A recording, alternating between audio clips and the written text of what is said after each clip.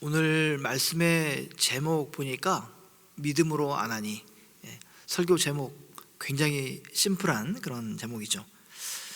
자, 믿음이란 무엇일까? 제가 설교하는 것 중에 한 10% 이상으로 믿음이란 얘기를 많이 하는 것 같은데, 평생을 여러분 신앙생활 하면서 살고 있지만은 참 믿음이라는 이 단어, 이 말, 이 개념 참 이해하려고 하면 할수록 더 어려운 개념일지도 모릅니다. 오히려 잘 놔두면 오히려 이해될 것 같은데, 뭔가 잡으려고 하면은 더 이해가 안 되는 그런 제목이지 않나 싶습니다. 어떤 분들은 이렇게 말씀하시죠. 믿음이 무엇인지는 잘 모르겠는데 그 출발점을 알 것 같습니다. 바로 하나님의 말씀을 듣는 것에서 시작되는 거 아닙니까? 이렇게 말씀하시기도 합니다. 맞는 말이죠. 하나님의 말씀을 들음으로 믿음이 시작되죠.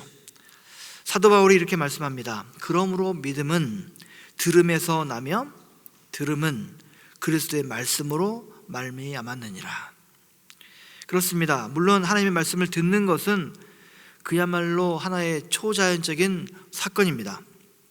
부모님의 말씀을 듣는 거, 선생님의 말씀 듣는 거, 유명한 학자의 특강 듣는 거, 이것들은 사실은 초자연적인 사건이 아닙니다.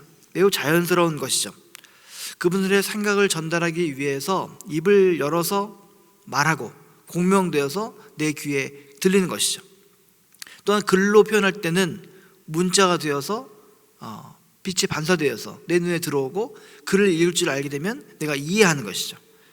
그런데 하나님의 그 말씀은 소리가 없습니다.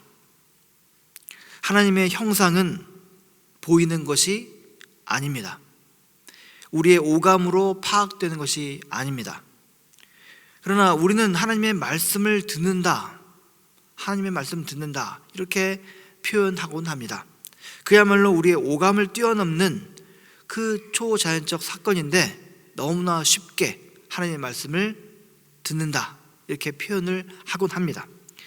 그렇다고 너무 복잡한, 그래서 신비하기까지 한 그 무엇을 제가 말씀드리려고 하는 게 아닙니다. 믿음 속에 신비한 영적인 능력이 있어야 된다 이런 것도 아닙니다.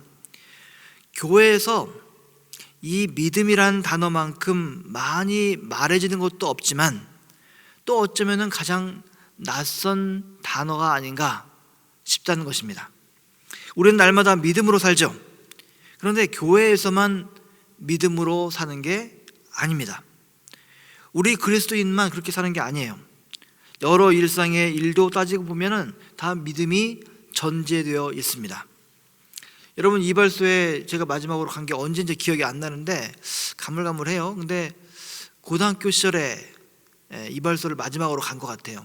대학교 들어가서 이제 미용실에 갔던 기억이 납니다. 그런데 그 당시에는 고등학교 갈 때 두 발을 단속을 했어요. 그래서 학교 가면 교문에 선도부 선생님이 있고 선도부 고참들이 있어가지고 머리카락 2cm를 넘기면 혼냈어요. 운동장 돌게 하기도 하고 때리기도 했어요, 한국에서. 그래서 머리를 짧게 하느라고 이발소를 한 달에 한 번 정도는 꼭 가야만 했습니다. 근데 가면은 이상한 광경을 보게 돼요. 지금도 깜짝 놀랄 때가 있는데, 연세 많으신 그런 분들이 그 면도를 하는데 면도 칼이 커요. 굉장히 커요. 조그만 게 아니라 큰 건데 그 면도 칼로 얼굴의 수염과 이런 털을 밀고 있어요. 잘못하면 피가 나고 죽을 수 있잖아요. 그런데 그 이발사를 얼마나 신뢰하는가 하면은 그 면도를 하면서 코를 골아요. 코를 골 정도로 얼마나 신뢰하면. 대단한 거 아니에요? 그 날카로운 면도칼에 내 목을 내밀고 있는데 코를 골고 있어요. 엄청난 믿음이죠. 대단한 것입니다. 그런 것을 기억을 합니다. 우리가 음식점에 갈 때도 믿음이 있어야만 갑니다. 그렇죠? 믿음이 없이 음식 먹을 수 있어요? 독을 탔는지 안 좋은 것을 탔는지 어떻게 합니까? 믿음이 있어야만 하는 것이죠. 은행에 돈을 맡길 때도 내가 맡겼을 때 다시 찾을 수 있다는 그런 믿음이 있어야만 은행에 맡길 수 있는 것이죠. 자, 버스나 기차에 탈 때, 그 버스 기사가 운전을 잘할 거라고 믿기 때문에 버스를 타는 것입니다. 그렇죠? 제가 운전을 하다가 저는 그러지는 않지만은 졸음 운전을 하는 그런 분들 있잖아요. 그러면 남자분들이 우스갯소리입니다. 진지하게 듣지 마세요. 하는데 아내가 볼 때 남편이 졸잖아요. 그러면 졸지 않게 하는 방법이 있습니다. 그러면 아내가 운전하면 남편은 안 좁니다. 제가 그래요. 근데 조금 지나면은 이제 괜찮은데 운전 잘해요. 그런데 보통 우스갯소리니까 진지하게 듣지 마시고 얼굴 찌푸리지 마세요. 졸음을 안 하려면 아내가 운전하게 하고 옆에 있으면은 정신이 바짝 들게 되는 것이죠. 자, 길을 걷다가 땅이 꺼져서 싱크홀이 생길 수도 있지만은 그걸 염려하면은 걸을 수가 없죠. 믿음이 있어야 됩니다. 자, 믿음이 있어야 일상생활을 할 수가 있다는 것입니다. 우리의 일상 속 깊이에 믿음이 담겨 있는 것이죠. 자, 하지만 어떻습니까? 믿음은 또한 너무나 낯선 것이기도 하다, 이것입니다. 자, 살다 보면은 믿음이 깨지죠. 믿었던 친구한테 배신당한 경험 있으십니까? 믿었던 약속이 깨지고 믿었던 일들이 허사가 될 때도 있습니다. 그래서 우리는 인생을 통해 배우죠. 친한 친구에게 큰 돈을 빌려줬는데 갚지를 않는 것이죠. 갚지를 못하는 것입니다. 그 일 때문에 마음고생했던 경험이 한 번쯤은 있으실 것입니다. 그래서 흔히 이런 일을 겪게 되면 어떻게 됩니까? 믿으면 안 되는구나, 믿는 도끼에 발등 찍힌다는 말이 이런 경우구나, 이렇게 우리는 생각합니다. 세상에 믿을 게 하나 없구나 깨닫죠. 심지어는 내가 낳은 자식도 믿을 수가 없습니다. 대통령은 말할 것도 없고 정부도 믿을 수가 없습니다. 세상에 무엇을 믿을 수가 있겠습니까? 솔직히 나도 나 자신을 못 믿을 때가 많다는 것입니다. 하물며 나도 못 믿겠는데 남을 어떻게 믿습니까? 이처럼 우리에게 있어서 믿음이라는 것은 매우 필요하고 흔한 것임에도 불구하고 한편 참 낯선 것이다 라는 말씀을 드립니다. 자, 이처럼 믿음의 양쪽 면을 보면은 믿음이라는 것이 매우 우리에게 익숙한 것이지만은 낯선 것이다, 이런 말이죠. 자, 이게 바로 우리의 현실 아닙니까? 우리는 믿음으로 살아야 됩니다. 믿음 없이는 무엇 하나도 할 수가 없습니다. 그러나 믿고 살 수가 없죠. 믿고 살기에는 세상이 너무나 위태롭고 변덕스럽기까지 합니다. 하지만 어떻습니까? 그렇다고 믿음 없이 살 수 있습니까? 믿음 없이는 아무것도 할 수가 없습니다. 제 큰애가 몇 달 있으면 17살이 돼요. 그러면 뭐 합니까? 운전하고 싶어 하죠.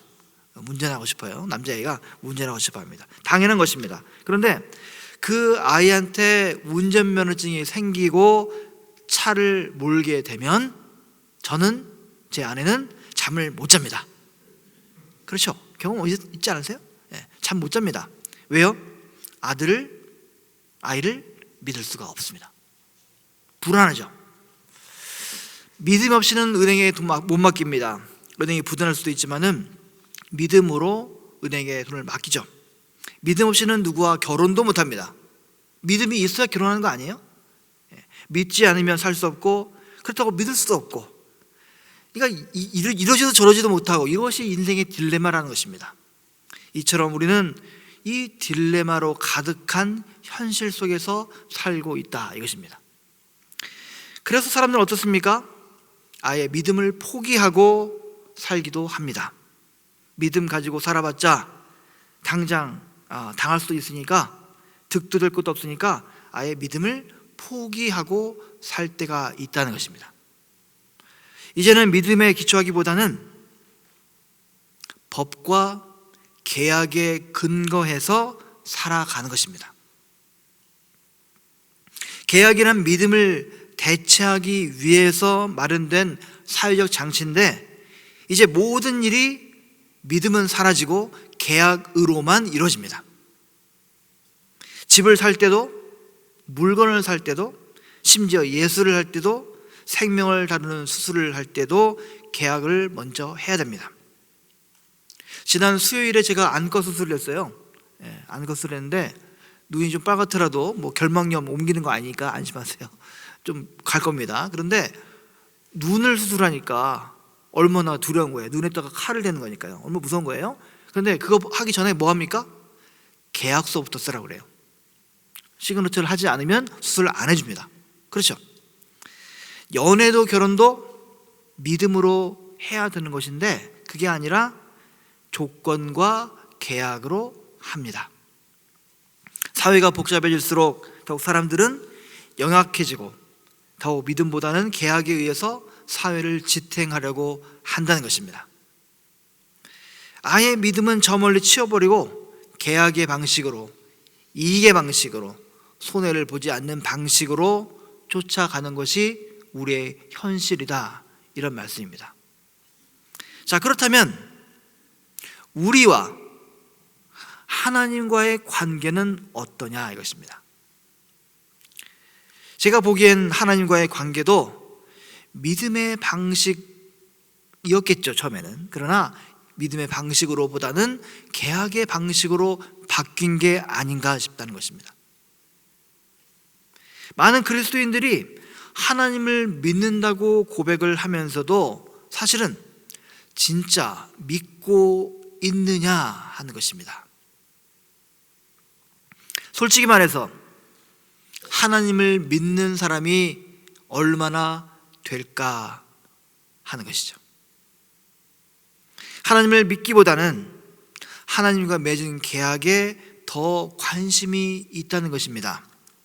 하나님을 신뢰하고 하나님의 말씀을 따라 사는 것에는 큰 관심이 없고, 하나님을 믿게 되면, 뭐 하게 되면 죄를 용서받고, 하나님을 믿게 되면 영생을 얻고 구원을 받고, 그 나중의 내용이 더 관심이 있는 것이죠. 계약 이후에 어떤 것이 나한테 오는 것이냐, 이게 더 관심이 있다는 것입니다.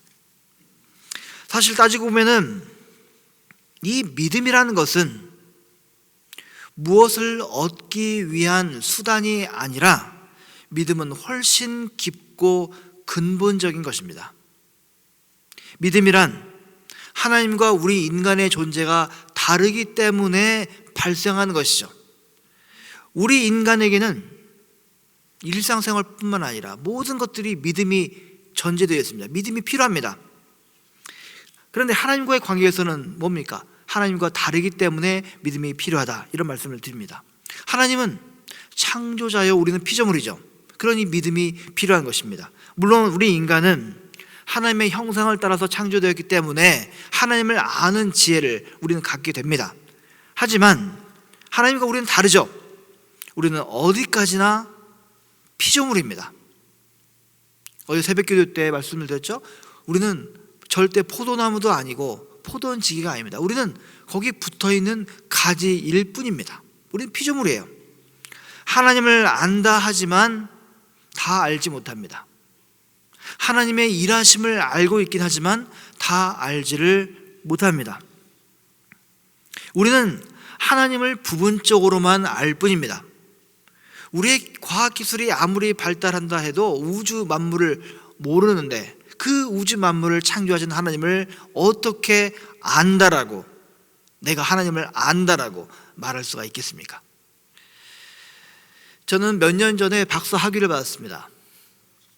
기독교 전통의 삼일체 교리를 분석하는 그런 논문이었어요.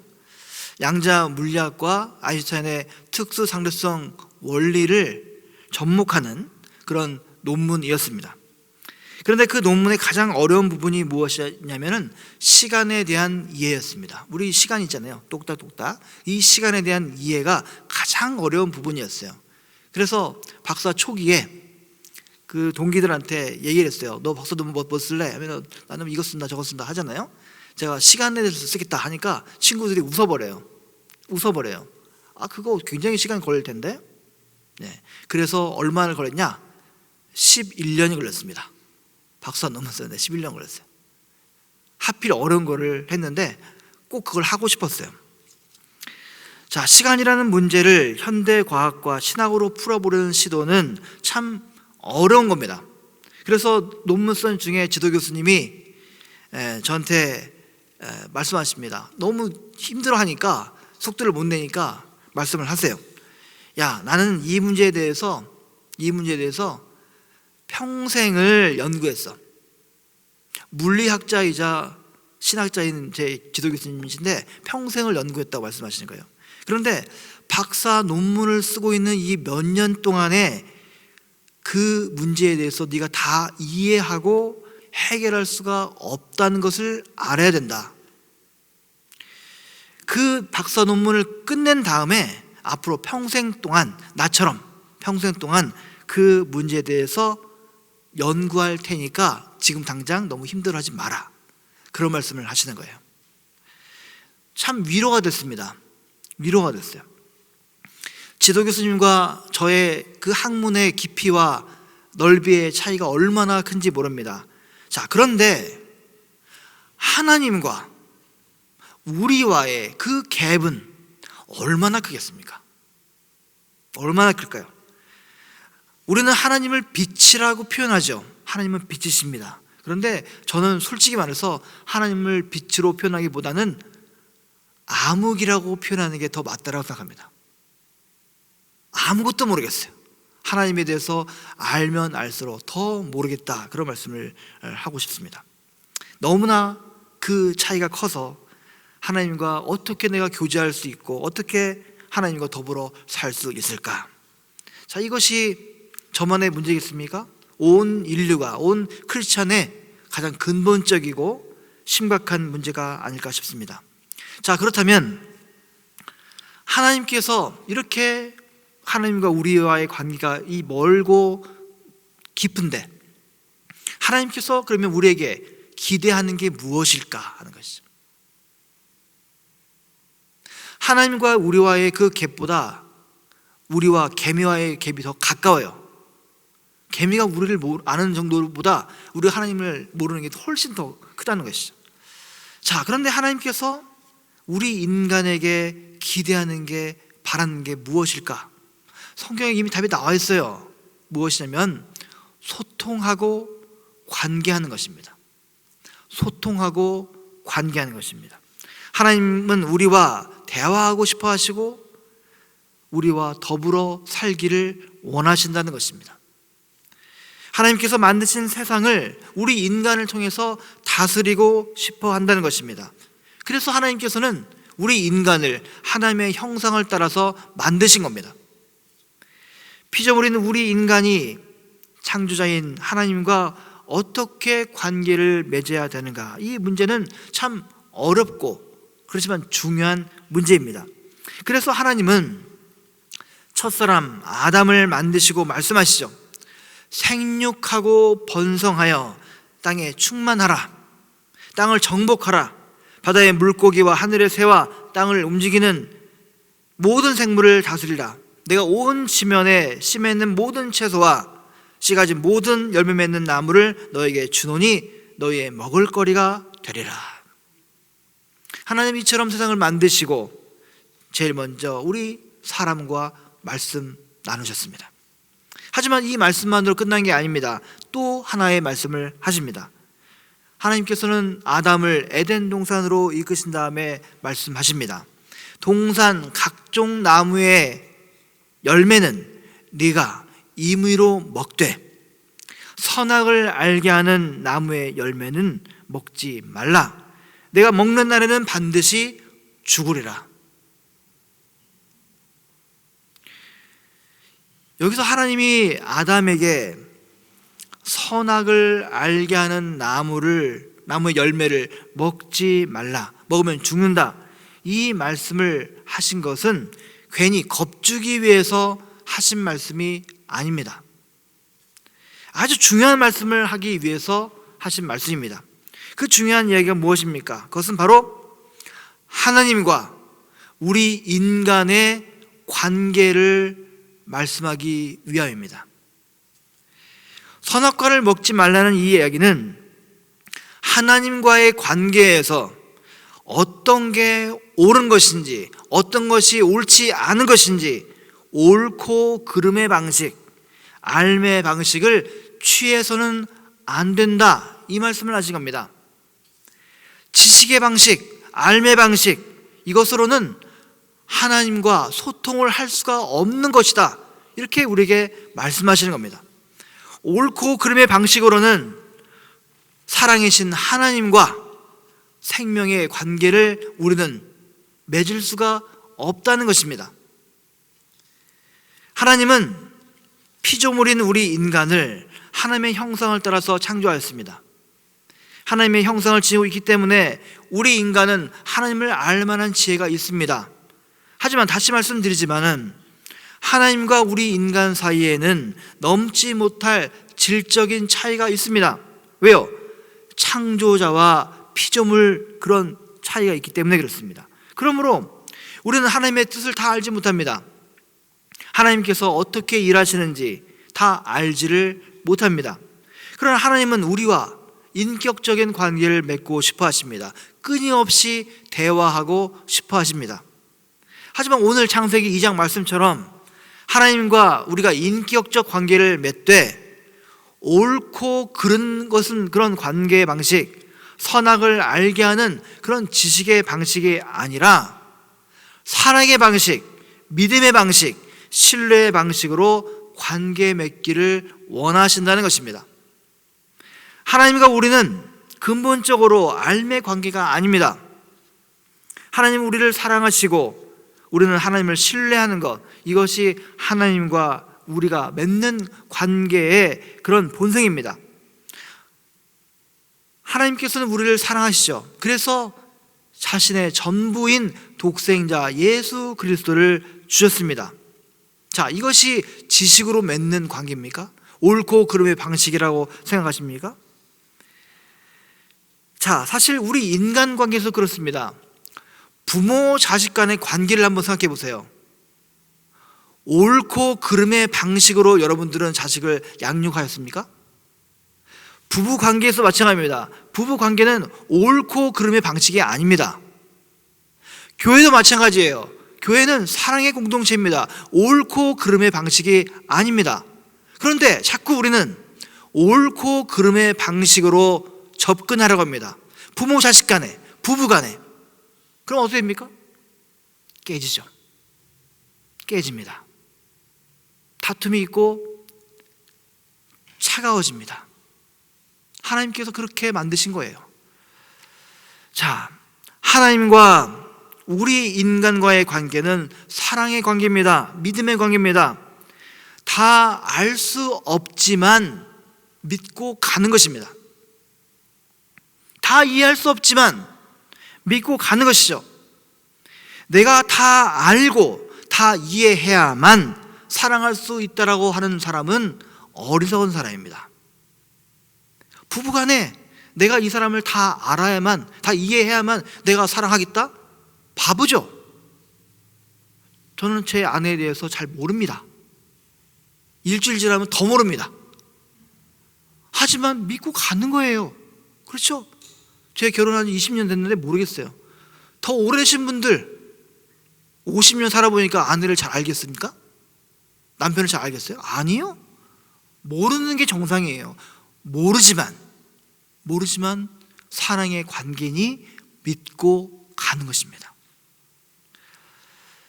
그런데 하나님과 우리의 관계를 옳고 그름의 방식, 이 지식의 관계로 만들어 보겠다고 하는 그런 시도는 문제가 있는 것이죠. 그렇게 덤비는 순간 우리는 반드시 죽게 된다, 깨지게 된다, 망치게 된다. 이것이 바로 창세기 2장의 선악과 먹지 말라는 이야기의 핵심인 것입니다. 하나님이 창조한 세계에는 물론 이성으로 알 수 있는 세계가 있습니다. 눈에 보이는 우주 만물과 인간 사이가 그렇죠. 하지만 이성으로는 알 수 없는 그런 세계가 있습니다. 하나님이 창조한 세계에는 분명 이성의 차원을 넘어서는 그런 세계가 있습니다. 영적 세계라고 말하는 그런 세계가 있다는 것입니다.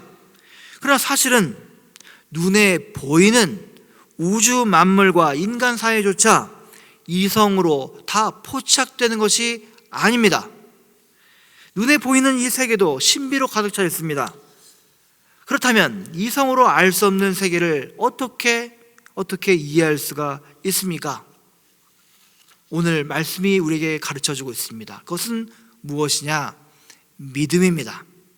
하나님께서는 우리 인간에게 이성 외에 믿음이라는 또 하나의 알미라는 통로를 우리에게 허락해 주셨습니다. 이성으로 이해할 뿐만 아니라 믿음으로 이해할 수 있도록 믿음이라는 알매 통로를 허락해 주셨다는 것입니다. 그래서 말씀의 제목이 믿음으로 아난입니다. 믿음으로 안다. 하나님의 창조한 세계에는 그런데 믿음으로만 이해할 수 있는 세계가 있습니다. 이성이 아니라 믿음으로만 이해할 수 있는 세계가 있습니다. 하나님, 그분은 더더욱 그렇습니다. 하나님의 성품, 하나님의 능력, 하나님의 영광, 하나님의 사랑, 하나님의 말씀, 하나님의 계획, 이것은 이성으로 포착되는 것이 절대 아니라는 것입니다. 하나님의 모든 것은 믿음의 길을 통과한 이성으로만 알 수 있고 믿음의 길을 통과한 몸으로만 알 수 있는 것입니다. 인생을 관통해서 비로소 알 수 있다는 것입니다. 그런데 이 믿음이라는 것은 창조 때부터 하나님과 인간이 소통하고 관계를 맺기 위해서 하나의 방식으로 우리에게 주신 선물이라는 것입니다. 더 깊은 진리, 더 깊은 진실을 아는 또 하나의 알매 방식이라는 것입니다. 그래서 히브리서는 이에 대해서 적확하게, 정확하게 짚어냈습니다. 이렇게 말씀합니다. 믿음으로 모든 세계가 하나님의 말씀으로 지어진 줄을 우리가 아나니 보이는 것은 나타난 것으로 말미암아 된 것이 아니니라. 바로 이것입니다. 믿음은 이성보다 더 깊이 아는 방식이라는 것입니다. 더 온전히 알게 되는 방식이라는 것이죠.